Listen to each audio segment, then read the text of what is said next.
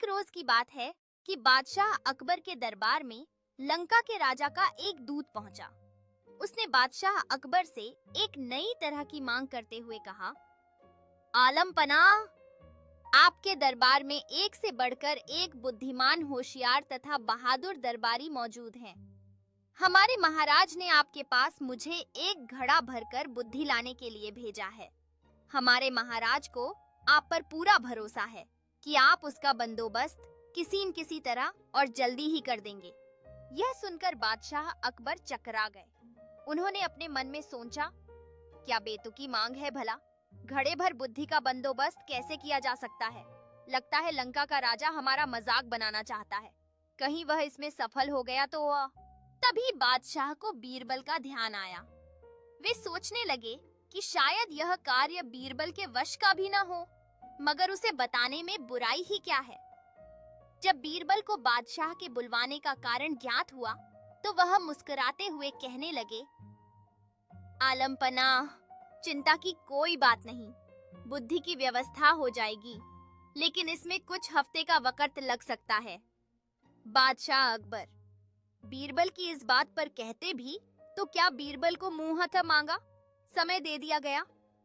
बीरबल ने उसी दिन शाम को अपने एक खास नौकर को आदेश दिया, छोटे मुंह वाले कुछ मिट्टी के घड़ों की व्यवस्था करो। नौकर ने फौरन बीरबल की आज्ञा का पालन किया। घड़े आते ही बीरबल अपने नौकर को लेकर कद्दू की एक बेल के पास गए। उन्होंने नौकर से एक घड़ा ले लिया। बीरबल ने घड़े को एक कद्दू के फूल पर उल्टा लटका दिया। इसके बाद उन्होंने सेवक को आदेश दिया कि बाकी सारे घड़ों को भी इसी तरह कद्दू के फूल पर उल्टा रख दें।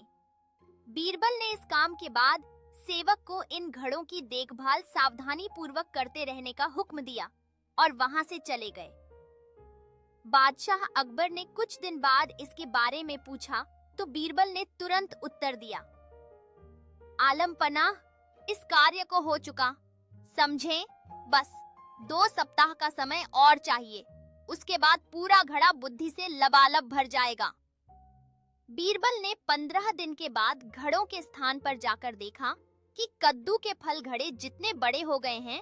उन्होंने नौकर की प्रशंसा करते हुए कहा, तुमने अपनी जिम्मेदारी बड़ी कुशलता पूर्वक निभाई है, इसके लिए हम तुम्हें इनाम देंगे। इसके बाद बीरबल ने लंका के दूत को बादशाह अकबर के दरबार में बुलाया और उसे बताया कि बुद्धि का घड़ा लगभग तैयार है। और बीरबल ने तुरंत ताली बजाई। ताली की आवाज सुनकर बीरबल का सेवक एक बड़ी थाली में घड़ा लिए हुए बड़ी शान से दरबार में हाजिर हुआ। बीरबल ने घड़ा उठाया और उसे लंका के दूत के हाथ में सौंपते हुए कहा, लीजिए श्रीमान, आप इसे अपने महाराज को भेंट कर दीजिए, लेकिन एक बात अवश्य ध्यान रखिए, ये खाली होने पर हमारा यह कीमती बर्तन हमें जैसा का तैसा वापस मिल जाना चाहिए। इसमें रखा बुद्धि का फल तभी प्रभावशाली होगा जब इस बर्तन को कोई नुकसान न पहुंचे।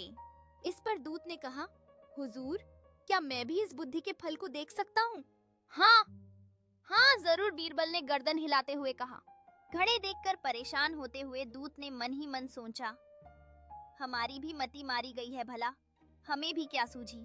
बीरबल का कोई जवाब नहीं है, भला ऐसी बात मैंने सोची कैसे। घड़ा लेकर दूत के जाते ही बादशाह अकबर ने भी घड़े को देखने की इच्छा प्रकट की और बीरबल ने एक घड़ा मंगवा दिया। जैसे ही उन्होंने घड़े में झांका, उन्हें हंसी आ गई। वे बीरबल की पीठ ठोकते हुए बोले, मान गए भाई, तुमने बुद्धि का क्या शानदार फल पेश किया है। लगता है इसे पाकर लंका के राजा के बुद्धिमान होने में तनिक भी देर नहीं लगेगी। इस प्रशंसा में उनके ज्ञान की गूंज सुनाई दी और पूरे दरबार में उत्साह फैल गया।